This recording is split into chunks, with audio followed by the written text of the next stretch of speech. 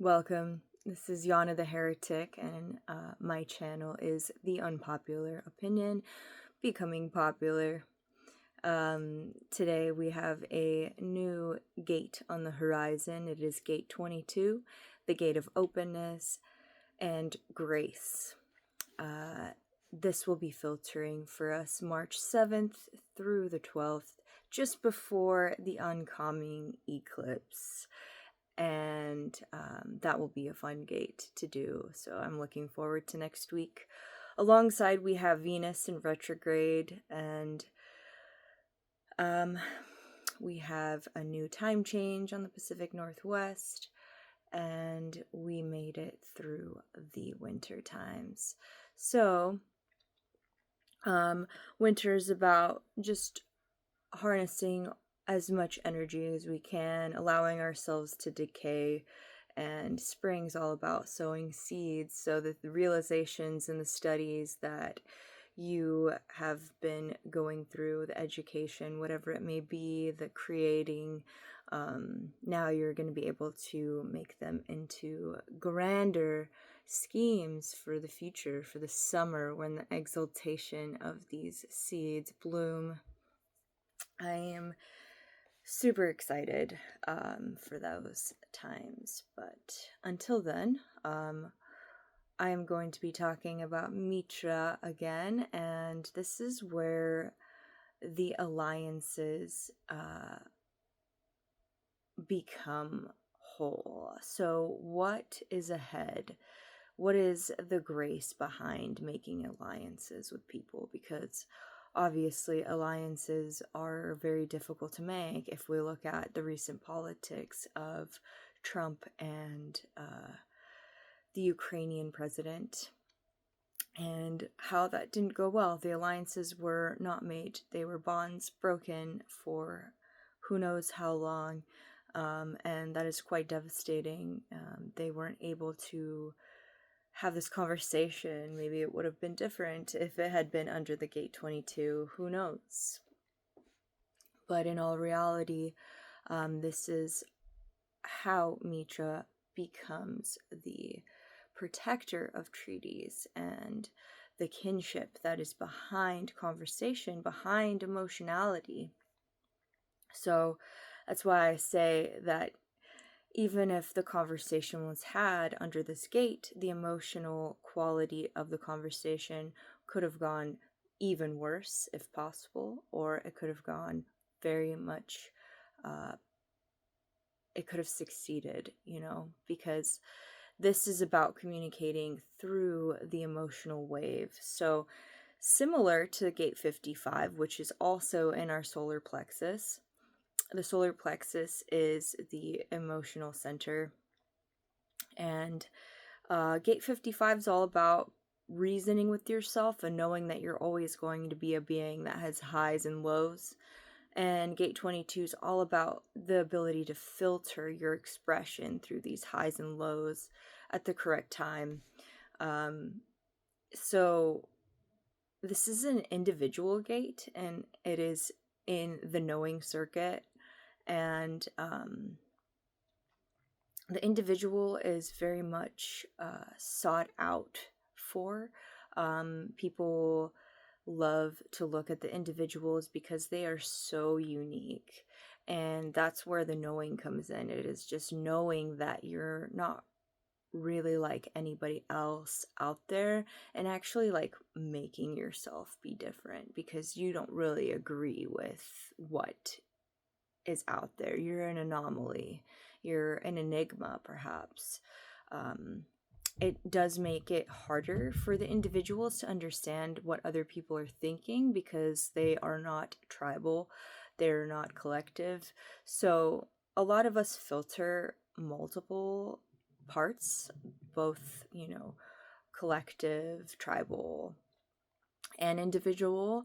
I find that my chart has equal compartments, equal gates and channels that are in each one. Maybe that's a part of being tridoshic in Ayurveda, I don't know, but it is interesting to see it that way.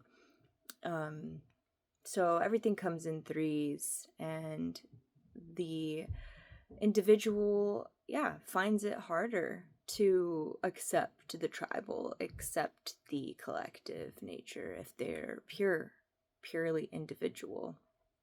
So it's all about the self.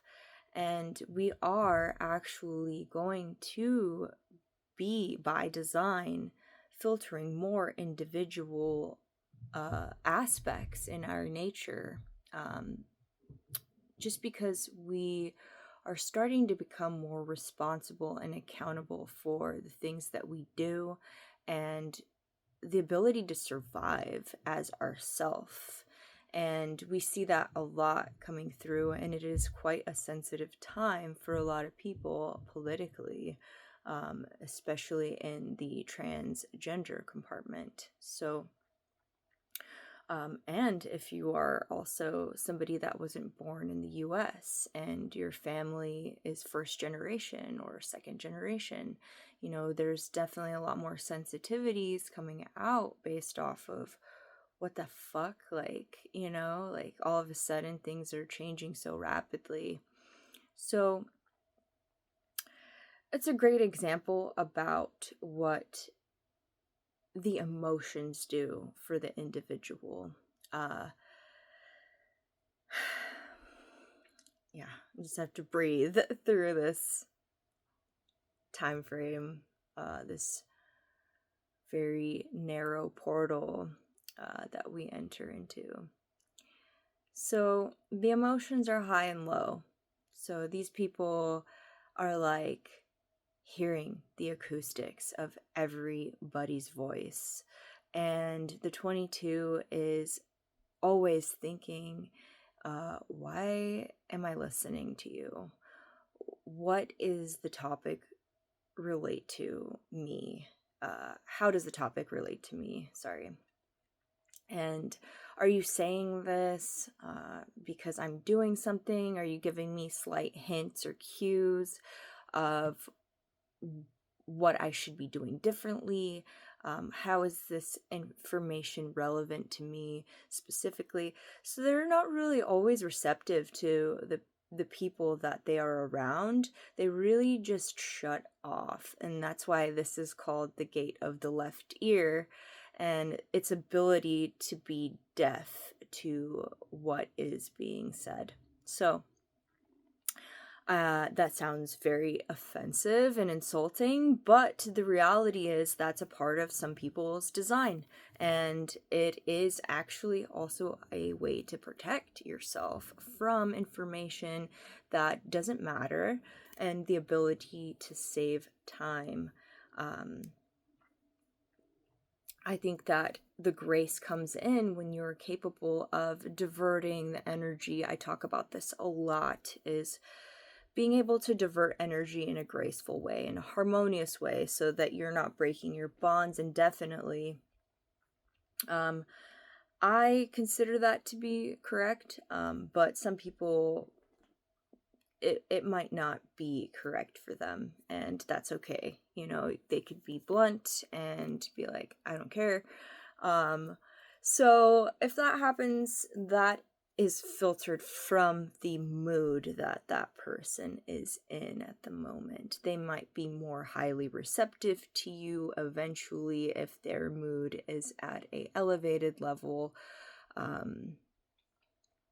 It's something to note, if you are around certain people, like coworkers, family members, partners, they're not always going to express themselves in a way that makes you feel good, and that could be a reason why. Definitely check it out. Definitely see if you have this gate, or if somebody around you has this gate. Ask me questions. So, but yeah, gate 22, it could be very, very much cynical. So if a person, especially with this gate that doesn't have throat definition, they don't know how to express themselves emotionally, they start to have anxiety and frustration and bitterness. This is very much a bitterness gate, because they don't feel heard. They don't feel like what they expressed is good enough. They can feel like, um, very shameful of the things that they say and what they have expressed emotionally. Because they're relying on the reaction as well. Like if somebody reacts to them poorly, or if they start to overthink, uh, why is this person telling me this? I don't really understand. And then your mind just keeps on moving. Like I have mentioned before and will always remind people, human design is not about making decisions from your mind unless you are purely mental being by design. And I could talk about that more later. But it is all about being able to find within yourself, within your emotions, your voice, your body reaction about making decisions. So if you are somebody that overthinks constantly and doesn't know what to do, that is not the way to go about things. Just look to your body to see signs of what you're meant to do and who you're meant to talk to, and what to do when you're too emotional to respond to somebody the way that you would prefer to. So, other than that, this is also where people get very obsessed with a particular voice of reason or a music idol. So I brought up Justin Bieber in my written description, and it's somebody that's just so obsessed with somebody's voice that they can't get enough. They listen to that person 24/7. It doesn't even matter about the words specifically. It's just about the actual acoustics, the sound of somebody, and the way that they talk. They almost like even blur out the actual words, and it's all about the sustenance of the voice. And this is why a lot of teenagers get extremely obsessed with their idols. And it is ironic to me because my partner's actually doing audio engineering, and we learned the other day that auto-tune and melodyne is used heavily to alter people's pitch, especially in pop music. And I was just like, shit, dude, like how many people are actually like using their real voice? Are you obsessed with a fake voice? Think about it. I don't know. It's weird. But yeah. The individuals, despite their emotions and the way that they express, they're really meant to guide us into new directions for the future. You may listen to somebody that you really enjoy and admire, and it'll be a sliver of who you are, and it will continue to evolve furthermore into more and more anomalies, into more dissected genres of being. So, embrace the natural flow of what's going on. It's hard to do, but the more you can adapt, the easier it will become. And the easier you will know how to take these bits and pieces and know what is actually you compared to what is not you, and what you're filtering from others. The gate 22 is linked in harmonic with gate 12, and that creates the channel of openness, and it is also the channel of making music. We filtered this channel yesterday for just a fraction of the day, so if you made music yesterday, like, you're on point, you're doing what you're supposed to. If you make music every day, like you're doing what you're supposed to, like good fucking work, you know? Onward to mastery, right? But yeah, people might be extremely sensitive this week. They might say stuff and respond to stuff in a weird way where it's extremely emotional. You might tell somebody I love you and they'll start to cry and say that they're not worthy or something instead of just reacting like they usually do. So just take it with a grain of salt, you know, like certain moments happen, they cannot be avoided. So I'm gonna let you guys know the questions of the week. If you are somebody that likes to journal, I highly advise doing so. How can you direct a conversation with grace rather than being offensively blunt and telling someone to shut up? Has there been more benefit one way or the other for you? I'm very interested about your close interactions and how you deflect certain beings. Acoustics are capable of putting people into a trance-like state. Think about how the wrong music in a relaxing spa could set off the whole essence of your experience. Think about sound healing sessions. What has unlocked for you with the journey of sound? I know I have quite a story for that. Because I took some amazing tube and throat singing lessons from my teacher Soraya, and unlocking sound within your body and being able to make such vibrations happen have changed my whole life. And I asked universe, I was like, just let me know the root of sound. And that is one of the gifts that I have gotten. What songs inspire deep emotions for you? Is it because of the voice or the background tones?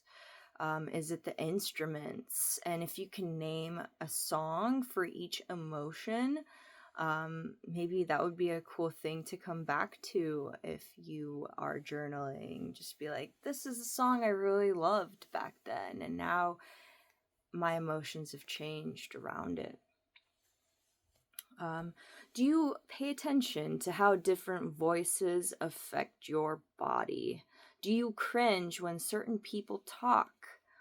Or do you typically trust your body's reaction and keep listening? There's definitely certain voices that I don't like listening to, and I just turn off YouTube or something because I just can't, it doesn't fit into my brain, and that's honest, you know, so I'm sure that happens to many people.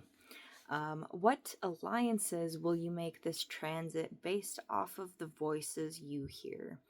So this is also a week where the 59-6 is going to be activated, and that is the channel of mating, and it's all about how other people can be charismatic and inspire creativity or inspire mating.